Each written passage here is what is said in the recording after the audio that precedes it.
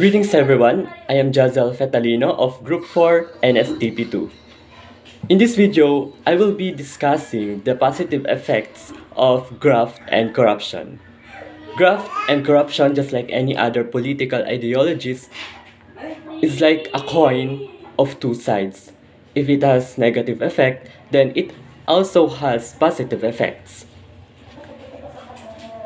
We will tackle only three positive effects of graft and corruption, but we will be discussing each and every one of them. Hihimayin natin isa-isa. So, let's go. Positive effects of graft and corruption.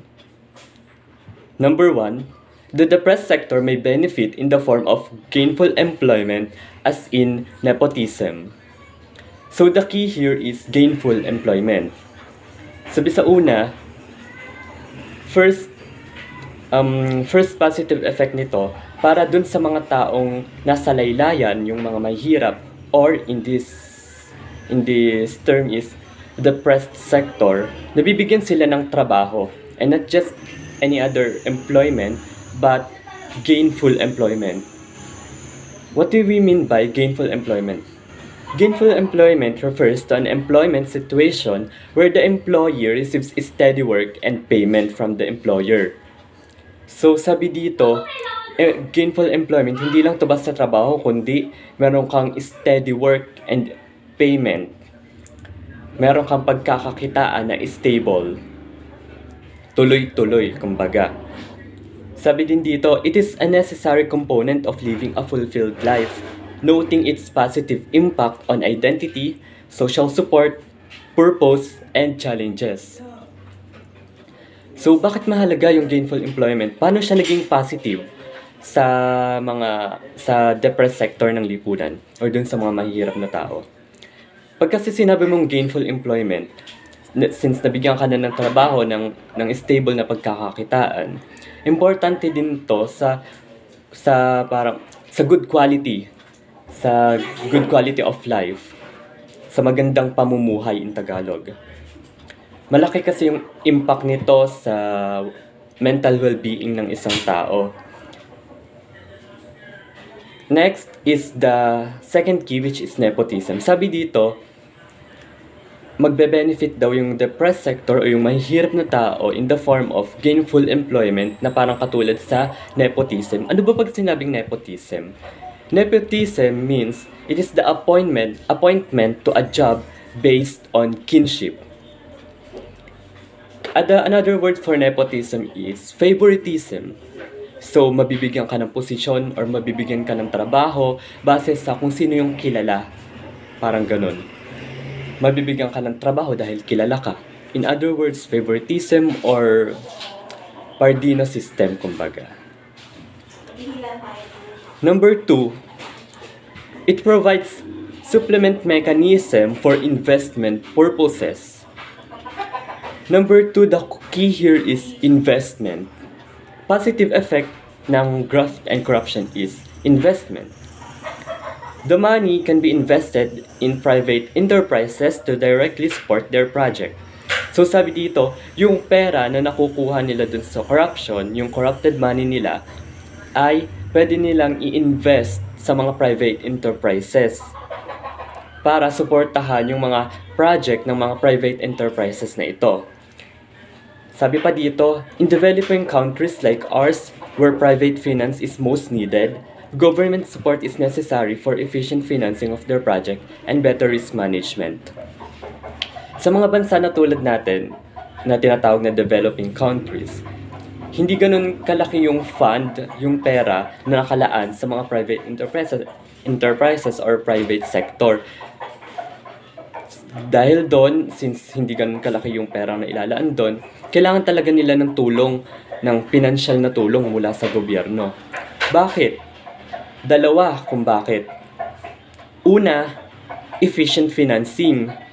Pangalawa, better risk management. So, efficient financing, since we are talking about the government, mas masusuportahan nila ng maayos, financially, yung project ng isang private sector or private enterprise. Pangalawa, Better risk management. Since it is the government, mas madali nilang mamamanage yung risk na kaakibat ng investing kumpara sa mga private investors. They won't be viable without it. Yes. Although some private enterprises are financially viable, hindi lahat ng private enterprises sa Pilipinas are financially viable. So, sinusuportahan pa sila ng gobyerno through investment, equity, bonds, mga ganon. Next, investing in private enterprises is important because they promote economic growth to reduce poverty. So, ito na yung implication ng number 2. Sabi dito, it provides supplement mechanism for investment purposes. Tuloy-tuloy nasusuportahan yung mga in private enterprises. Bakit? Ano ngayon kung nasusuportahan? That is because mahalaga na masuportahan ang mga private enterprises na ito dahil sila ay nakakatulong sa pag-promote ng economic growth, sa paglago ng ekonomiya. Kasali sila sa paglago ng ekonomiya. And what does it mean for us? What does it imply to us? It implies na paglago ng ekonomiya, pagbaba din ng rate ng poverty. Last positive effect, number 3, it may increase the effectiveness level of the bureaucracy. Mas napapataas daw yung effectiveness ng bureaucracy. Ano ba pag sinabing bureaucracy? Bureaucracy is an organization made up of several policy-making departments or units. Ito yung mga organization na binubuo ng maraming unit or department na lahat sila may kanya-kanya silang policy, may kanya-kanya silang batas na sinusunod, rules, ganun. So, ang bureaucracy, natatagpuan yan everywhere. Natatagpuan yan sa work, natatagpuan yan sa government, natatagpuan din yan sa school. Kita nyo, di ba? Sa school, meron yung iba't ibang department. May psychology department, merong education department, merong engineering department, registrar department. Bawat department na ito, may kanya-kanya silang parang policy na sinusunod. May kanya-kanya silang policy na pinapatupad. Ganon din sa trabaho, may HR department, marketing department, kanya-kanya sila ng trabaho, kanya-kanya sila ng parte. And syempre, ganon din sa government, meron tayong education department, may tourism, may DPWH, DSWD. Bawat isang ito, meron silang mga kanya-kanyang policy na binubuo, na ginagawa, na sinusunod din nila. So, sabi dito, political corruption and bureaucratic corruption are related, and so are efficiency and effectiveness. Political corruption and bureaucratic corruption ay halos magkaparehas lang, lagi silang magkatikit. Ganun din ang efficiency and effectiveness. Pag efficient ang isang bagay, automatic, effective din yan. So, sabi dito, corrupt organizational participants may alter the allocation of wealth, status, and authority through organizational change or reforms. Sino ba yung mga tinatawag nating corrupt organizational participants? Pwedeng ito yung basta member ng isang bureaucracy, politician, ganyan. Pwede nilang baguhin yung allocation ng pera sa pamamagitan ng pagpapatupad ng mga reforms or ng mga reforma. Nagpapatupad sila ng isang bagay para yung allocation ng pera ay doon mapunta sa ipapatupad nila. So, pag yung pera na i-allocate na nila doon sa proyektong ipinapatupad nila, pwede na nila itong bawasan since silang nagpatupad ng bagay na ito. See? Pag bureaucracy, may batas silang ipapatupad dito, may batas silang ipapatupad dito, may pondong ibabahagi dito sa department na ito, may pondong ibabahagi sa department na ito. So, depende sa kung ano yung ipapatupad nilang reforma, maaari silang makakuha doon.